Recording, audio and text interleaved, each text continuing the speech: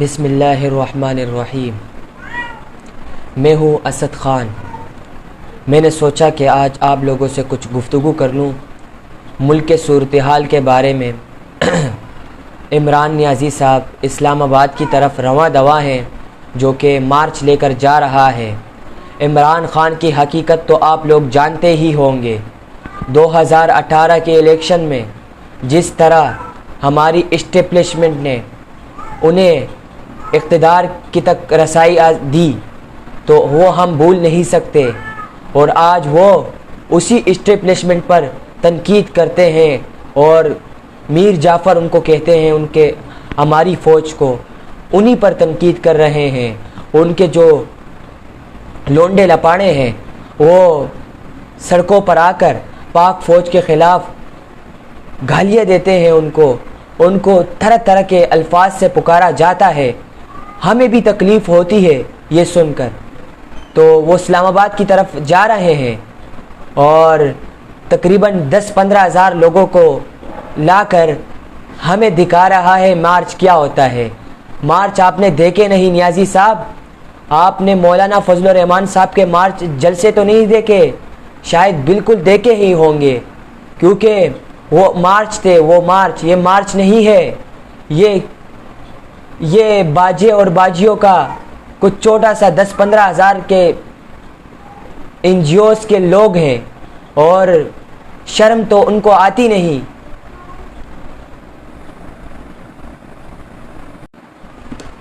بسم اللہ الرحمن الرحیم۔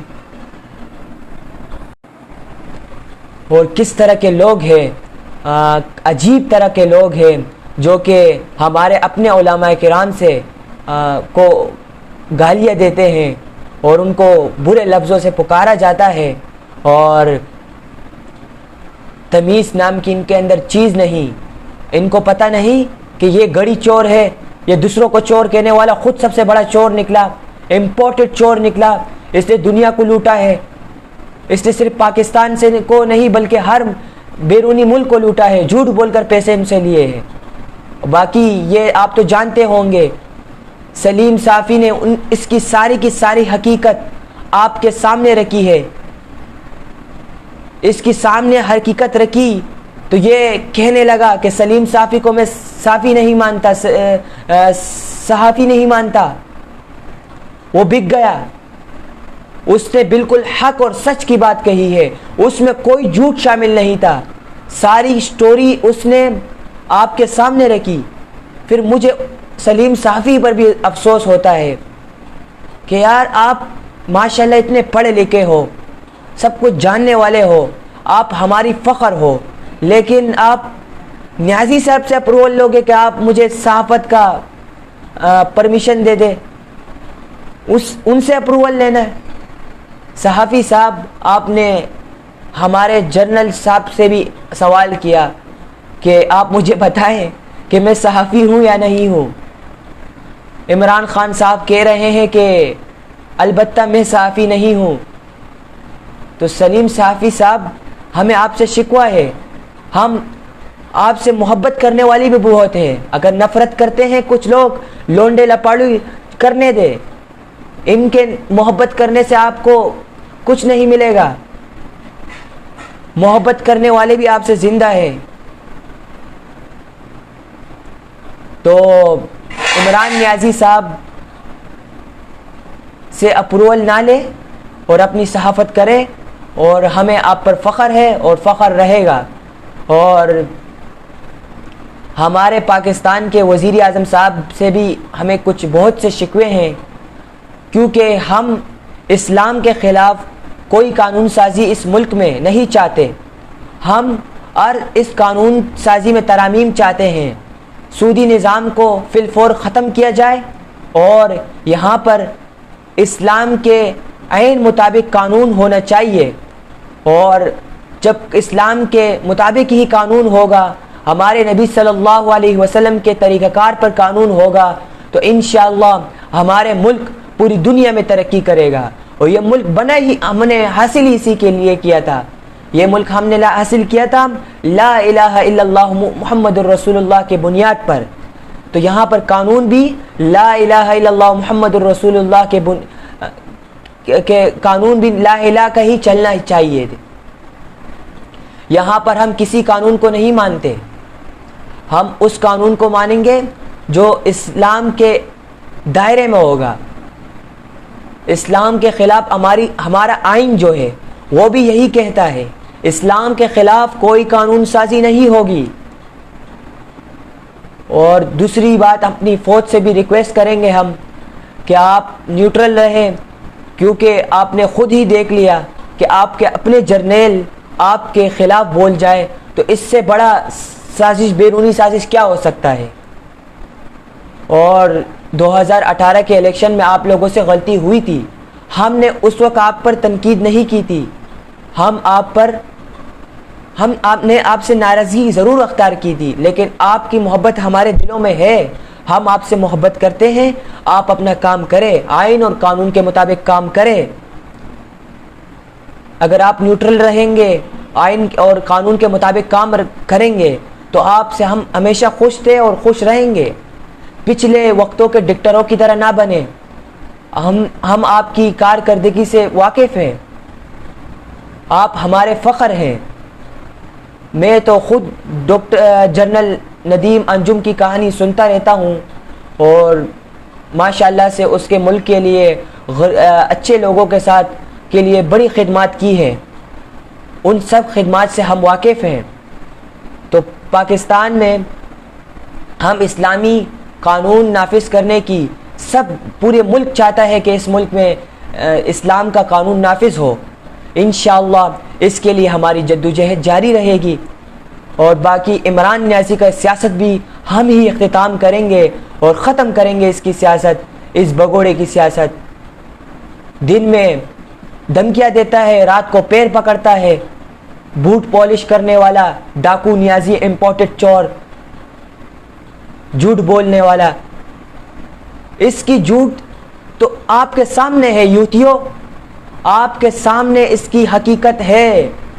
حقیقت میں کوئی جھوٹ نہیں, حقیقت کو اس نے خود بھی تسلیم کیا ہے. گولڈ سمتھ کے کہنے پر سیاست شروع کرنے والا انسان نیازی یہاں پر ہمیں درس دیتا ہے.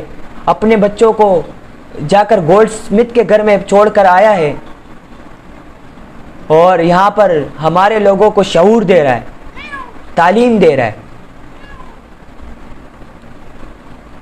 آپ ہمیں درس دو گے. کبھی اسلام کا ٹچ استعمال کرتا ہے, کبھی عورت کو گالی دیتا ہے. حیا کی نام کی چیز اس کے اندر ہے ہی نہیں. مجھے افسوس ہوتا ہے اپنے پختون بھائیوں پر جو کہ اس کے پیچھے پڑے ہوئے ہیں. ملک کو اس نے کتنا تباہ کیا. 3.5 سال کی ریاست مدینہ تبدیلی آپ لوگوں نے آپ کے سامنے ہے. اس سارا کا سارا 3.5 سال کا خمیازہ آج ہم بھگت رہے ہیں. پوری قوم, پاکستان کی قوم بھگت رہی ہے. معیشت ہماری تباہ حال ہے, معیشت ہماری تباہ و برباد ہو گئی ہے. اور سی پیک پر ہمارا کام بھی نہیں ہو رہا, اور ملک میں کچھ ایسی چیزیں بھی نہیں کہ ہم بیچ کر یہاں کی معیشت کو بہتر کر سکے. پیٹرول 220-25 روپے کی ہے, آسمان سے باتیں کر رہی ہے پیٹرول کی قیمتیں. آخر کب ہمارا ملک کے بے باشعور عوام جاگیں گے؟ یہ ساری غلطی ہماری ہے, اسے تسلیم کرنا پڑے گا آپ لوگوں کو. ہم یہاں پر ایک اچھے نظام چاہتے ہیں. حکمرانی سے ہمیں کوئی تکلیف نہیں, چاہے پنجابی کرے, بنگالی کرے, یا سندھی کرے, یا اردو سپیکنگ کرے, یا بلوچی کرے, جو بھی کرے. ہم شریعت کے مطابق اس ملک میں حکمرانی چاہتے ہیں. ہمیں کسی سے نہ حسد ہے اور نہ ہی نفرت. ہم کسی سے نہ نفرت کرتے ہیں نہ حسد کرتے ہیں. ہمارا نبی کا ارشاد اور فرمان آپ کے سامنے ہے. اگر کوئی حبشی بھی آپ پر حکمرانی کرے شریعت کے مطابق تو آپ اس کی اطاعت کریں. یہ ہماری نبی صلی اللہ علیہ وسلم کی فرمان ہے. یہاں پر ہم سودی نظام کو ختم کرنے کے لیے کوششیں کرتے رہیں گے اور اپنی موجودہ حکومت سے اپیل کرتے ہیں کہ ہم آپ کو یہ ریکویسٹ کر رہے ہیں کہ سودی نظام کو بالکل ختم کیا جائے. ہم نہیں مانیں گے, اس کے خلاف ہم دھرنے دیں گے, جلسے کریں گے اور اس کے خلاف ہم بولیں گے, ہر صورت میں بولیں گے. باہر ممالک میں دیکھا جائے, انڈیا خاص طور ہم پر ہنس رہی ہے, بنگلہ دیش بھی ہنس رہی ہے, ان کے عوام سے میری گفتگو ہوتی رہتی ہے, کمپٹیشن ہوتی رہتی ہے میری. سب یہی کہہ رہے ہیں کہ یہ ڈاکو لوگ ہیں. مجھے اپنے لوگوں کا نام لے لے کر کہ یہ اس کو ڈاکو, یہ اس کو ڈاکو, یہ چور, یہ چور, وہ چور. عمران خان جو ہے نا ہمارے ملک میں انتشار پھیلا رہے ہیں. اس کی سیاست کو دفن کرنا ہوگا. اور میری عدلیہ بھی سن لو, آپ اپنا کام آئین اور قانون کے مطابق کریں, حق کے ساتھ فیصلے دیں. چاہے ہمارے فیصلہ ہمارے خلاف لائے لیکن حق پر ہو تو ہم قبول کریں گے. چاہے ان کے خلاف آئے, حق پر ہو تو ہم قبول کریں گے. 3 ججز بیٹھ کر ملک کے سارے فیصلے نہ کریں. جو بھی کرے اچھے اخلاص کے ساتھ اور حق کے ساتھ فیصلے کرے. اجازت ہے ہمیں, ہم انہیں اجازت دیتے ہیں کیونکہ ہمیں مثال بننا ہے دنیا کے لیے. جب ہمارا ملک بنا تو قائد اعظم محمد علی جناح صاحب نے کہا تھا کہ یہ ملک ایک دن دنیا کے لیے مثال بنے گا, لیکن یہ آج دنیا کے لیے عبرت کا نشان بن رہا ہے. یہاں پر پولیٹکس لوگ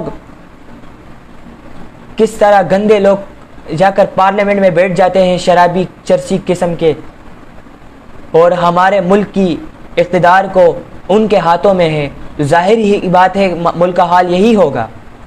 اور کچھ اینکر پرسن شخصیت پرستی میں گھستے ہیں, آ کے گمراہ ہو جاتے ہیں اور جھوٹ بولتے ہیں, میڈیا پر آ کر جھوٹ بولتے ہیں. ان کے کہنے سے کچھ نہیں ہوگا. جو ہوگا عوام کا فیصلہ ہوگا اور الیکشن اپنے وقت پر ہوں گے. اور انشاءاللہ الیکشن میں, اگلی الیکشن میں حکومت دین والوں کی آئے گی, حکومت شعور والے لوگوں کی آئے گی, اور حکومت ایک اسلامی حکومت ہم قائم کریں گے 2023 کے الیکشن میں انشاءاللہ. ہم پاکستان کے ساتھ ہیں, اپنی فوج کے ساتھ ہیں اور اسلام کے ساتھ ہیں, اور وفادار ہیں اور وفادار رہیں گے انشاءاللہ.